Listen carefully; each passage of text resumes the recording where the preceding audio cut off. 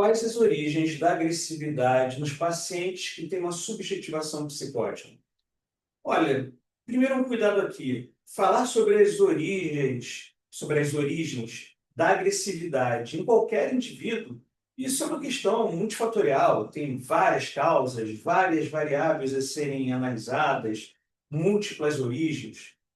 O que esse vídeo aqui pretende, quando se intitula Falar sobre a agressividade na psicose, é falar especificamente sobre a agressividade que aparece a partir da impossibilidade dos psicóticos lidarem com a castração. Ou, em outras palavras, a impossibilidade dos psicóticos reconhecerem a castração. Então, olha só, o que acontece é o seguinte: o reconhecimento da castração, como os lacanianos diriam, organiza uma função simbólica sobre a qual todo o resto da cadeia significante vai se estruturar. Em termos mais gerais, eu diria que o não reconhecimento da castração impede certas operações simbólicas que favorecem certos entendimentos do mundo, certas formas de estar no mundo, inclusive certos diálogos que são possíveis para os neuróticos, que não são para os psicóticos. E, por favor, quando eu falo diálogos aqui, não é diálogos entre indivíduos, mas diálogos com uma certa operação simbólica. Se eu fosse falar em termos lacanianos, eu diria que os psicóticos forcluem ou foracluem o significante nome do pai, e que é o significante que permite que os neuróticos ingressem no simbólico e produzam uma metáfora paterna, que é um ponto de amarração para todos os outros significantes. Mas falando desse jeito, para quem não conhece a teoria lacaniana, para quem não está inserido nessa clínica, fica incompreensível. Então, vou fazer aqui uma versão um pouco mais abrangente para a psicanálise, tentando não usar termos lacanianos, que seria o seguinte: os neuróticos reconhecem a castração e a aceitam. Os psicóticos sequer reconhecem a castração. E ao não reconhecer a castração, essa impossibilidade, não é porque eles não querem, essa impossibilidade de reconhecer a castração faz com que certas operações simbólicas que os neuróticos são capazes de fazer para lidar com a nossa cultura e sociedade não são possíveis aos psicóticos. Então, certas saídas que os neuróticos têm no campo da fantasia e das metáforas, os psicóticos não têm. Então, o recurso que eles vão ter no lugar das metáforas neuróticas que a gente usa seria uma tentativa de metáfora a partir dos delírios. Tentar buscar significações compreensíveis no universo simbólico dos neuróticos a partir dos delírios. Espera aí, deixa eu fazer uma distinção. A alucinação é aquilo que acomete um sujeito a partir da sua sensorialidade sobre relações de objeto que não existem no mundo, na realidade, ou em termos mais precisos, não existem na realidade intersubjetiva, aquela realidade que é compartilhada pelos chamados neuróticos. Então, quando o sujeito é acometido de visões, sons, sensações que não se justificam para os outros indivíduos do mundo a partir de uma realidade intersubjetiva compartilhada, nós estamos falando de alucinações. Alucinações são fenômenos sensoriais, iminentemente sensoriais. Acontecem na percepção do corpo, da nossa sensorialidade. Os delírios já são tentativas de significar essas alucinações, de produzir metáforas que sejam compreensíveis para os neuróticos. Por exemplo, a polícia está me perseguindo. Meu pai quer me matar. Supondo que o pai não queira matar, obviamente. Tem alguém me procurando aqui, querendo algo comigo. Né? Esses fenômenos mais persecutórios eu estou descrevendo aqui. Estou vendo um dragão ali que quer atirar fogo em mim. Coisas que mais ninguém vê, que ninguém compartilha. Histórias que parecem não fazer sentido algum para os sujeitos neuróticos. Mas são histórias que são, ainda que possam parecer absurdas, são compreensíveis aos neuróticos. Então, esses delírios, eles permitem uma forma de comunicação nesse universo simbólico ao qual os psicóticos têm mais dificuldade de pertencer. Ok. Dito isso, temos aí esse campo sensorial que tem a ver com as alucinações e a dificuldade da produção de uma metáfora, de um significado que os neuróticos possam compreender. Maravilha. Bom, dito isso, onde é que entra a história da agressividade? Deixa eu lembrar vocês que o Freud vai fazer uma construção teórica importantíssima dentro da chave da psicanálise mais clássica para entender a psicose, que é a construção do narcisismo primário. O Freud vai dizer que quando a criança sai daquela fantasia de onipotência que ela tem, quando ela vai saindo, vai percebendo que existe um mundo, existem objetos do mundo, que o desejo dela não vai poder ser atendido a todo momento e todos os desejos não serão atendidos.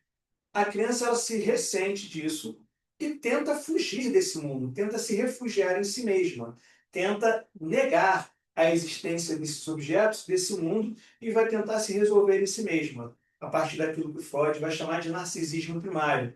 Quando a criança já tem um ego minimamente constituído, ela vai tentar oferecer esse ego ao id como um objeto onde podem ser feitos os investimentos libidinais do id. Esse narcisismo primário, inicialmente, como diz o Freud no seu texto Pulsões e seus Destinos, é experimentado pela criança, o mundo é experimentado pela criança, os objetos do mundo são experimentados pela criança como indiferentes. Ela não tem interesse neles porque ela se refugia nesse narcisismo primário. Mas quando esse narcisismo primário começa a não dar conta de tudo, como, por exemplo, a criança não se alimenta sozinha, ela precisa de objetos do mundo para alimentá-la, ela vai ter que começar a lidar com esse mundo. Aos poucos, as experiências de frustração são experimentadas como sempre vindo dos objetos do mundo e nunca dela. Então, os objetos do mundo, na primeira apreensão da criança desses objetos, de dizer, tá, eu vou ter que lidar com eles, são sempre objetos persecutórios. Por isso, na paranoia, né, na psicose paranoica, o sujeito experimenta esse mundo como se ele estivesse sendo perseguido, porque ele faz uma regressão a esse narcisismo primário e sente os objetos do mundo como persecutórios. Isso se organiza a partir de certos delírios, tentando dar conta de certas alucinações que invadem o sujeito. Como diria o Caligares, as crises psicóticas elas se instauram quando os psicóticos sofrem uma injunção ao reconhecimento da castração. Ele vai dizer uma injunção à metáfora paterna, uma injunção à lei do nome do pai. Falando em termos fora do lacanismo, para os termos mais gerais da psicanálise, eu diria que quando o psicótico é obrigado, de certa maneira, ter que fazer um reconhecimento da castração que ele não é capaz, a crise se abre porque ele precisa se afastar disso, porque ele não consegue dialogar com aquilo, ele não consegue reconhecer aquilo, e o mecanismo que ele aprendeu desde lá do narcisismo primário é, então, fazer essa recusa ao mundo, fazer essa fuga, essa defesa contra os objetos do mundo. Só que isso tem várias consequências. Então, essa impossibilidade de reconhecer a castração faz com que certos aumentos libidinais não tenham as saídas típicas dos neuróticos. Vai voltar tudo no que o Lacan vai chamar de real e que eu vou traduzir de forma simplificada a um retorno sobre o corpo, sobre a própria sensorialidade do corpo que produz alucinações. Mas um passo anterior à produção de alucinações é quando o aumento de libido torna os psicóticos mais agressivos. Para você que clinica, uma coisa que faz a gente identificar que alguém é um psicótico, mesmo quando ele ainda não teve crise, claro que não é o único critério, é uma das coisas que a gente observa, é que quando o sujeito tem um aumento de libido organizado a partir de situações sexuais, ele começa a ficar agressivo e muitas vezes começa a ter delírios perceptórios. Não é incomum, por exemplo, a pessoa dizer assim, me interessei por fulano. Uma pessoa que tinha uma apresentação, a princípio, ao chegar na análise, completamente neurótica. Né? Parecia neurótico, um neurótico. Conversa com você, na transferência com você, acaba pegando certas representações suas e consegue fazer um desenvolvimento ali da sua análise como se fosse um neurótico. Só que, de repente, ele começa a te falar que se interessou por alguém. E essa excitação de viver aquela experiência de sedução com o outro aumenta, obviamente, a libido. E nesse aumento de libido, você começa a ver um paciente mais agressivo. Ele conta coisas como, essas pessoas no mundo muito sexualizadas me irritam, essas pessoas no mundo com essa coisa licenciosa sexualmente me irritam, é uma coisa que às vezes aparece.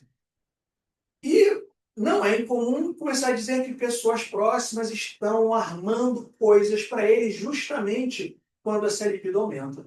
Então, uma das origens da agressividade na psicose é a impossibilidade de lidar com certo aumento de libido no campo da fantasia, no campo simbólico, porque ao não reconhecer a castração, as operações simbólicas elas se tornam impossíveis.